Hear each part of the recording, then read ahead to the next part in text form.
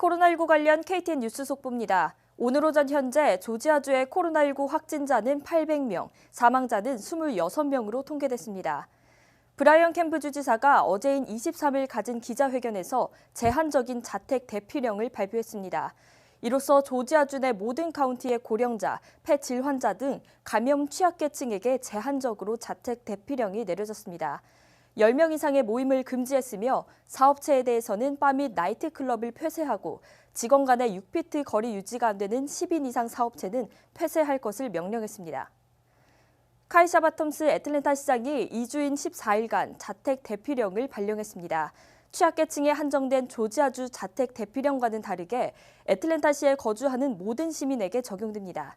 마트에 가거나 식당에서 테이크아웃을 하는 것 등 필수적인 이동은 허용됩니다. 조지아 23개 카운티에 코로나 바이러스 테스트 시설이 설치됐습니다.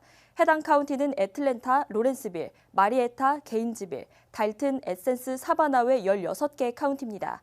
방문 시 의사 소견서가 있어야 하며 고령자 응급구조원, 장기 요양시설 거주자 직원, 법 집행계 구성원, 의료인 등으로 사용 가능 대상이 제한됩니다.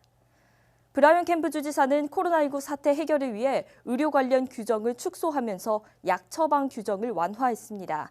약국은 환자가 복용하는 약의 여분이 없고 환자와 의료진의 접촉이 어려울 경우 90일분의 처방 약품을 처방할 수 있다고 전했습니다.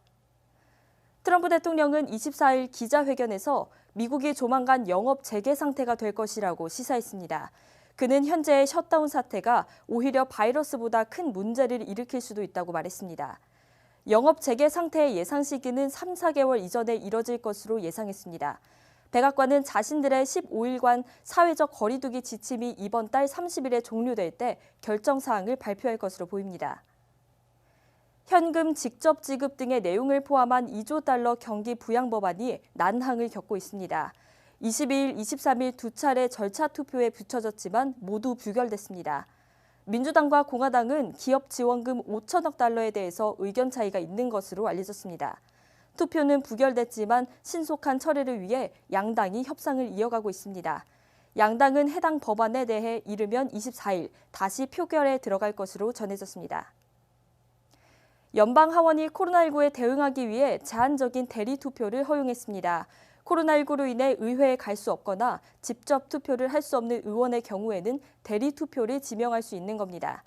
대리 투표는 코로나19 양성 판정을 받거나 확진자와 접촉한 의원, 환자를 돌보는 의원 등에 대해 한정될 예정입니다. 현재 의회에서는 원격 투표를 요구하는 목소리가 커지고 있으나 하원 규칙위원회는 보안에 대한 우려로 반대 입장을 표명하고 있습니다. 트럼프 대통령이 코로나19 치료제로 FDA 검토를 받고 있다고 밝힌 말라리아 약품 클로로킨을 복용한 60대가 숨졌습니다. 아내 또한 중태에 빠진 것으로 알려졌습니다. 이 부부는 집에 있던 클로로킨 인산염을 복용한 것으로 전해졌습니다. 비영리 의료기관 배너헬스는 클로로킨이 코로나19 치료제로 검토를 받고 있지만 일반적으로는 수조를 청소하는 데 쓰이는 첨가제라고 설명하며 코로나19에 대한 자가치료를 하지 않을 것을 권고했습니다. 도쿄올림픽이 2021년으로 연기됐습니다. 늦어도 2021년 여름에 치러질 예정이지만 여전히 명칭은 2020 도쿄올림픽으로 유지될 예정입니다. 코로나19 관련 속보가 들어오는 대로 계속해서 전달해드리겠습니다. 이상으로 코로나19 관련 KTN 속보를 마칩니다.